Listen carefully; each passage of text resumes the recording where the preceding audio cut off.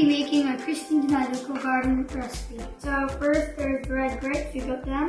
The lettuce pieces, we got those. Cucumber slices, tomatoes. Your favorite bread pieces. Ham, cheese, and chicken. Method. 1. Wash your hands. 2. Wash your garden vegetables. 3. Ask an adult to chop or tear ingredients into small skewer-sized portions.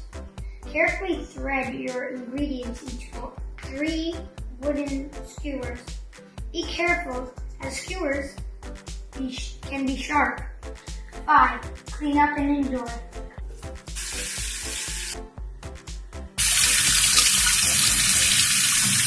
Ask an adult to chop or tear ingredients into small skewer-sized portions. That cannot be chopped. Okay.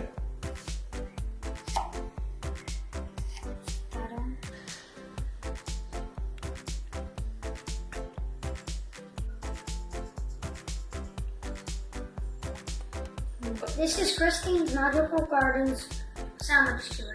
Yummy! Mortalized forever. We can do this. That was yummy. Can I have another? Christine's Magical Garden.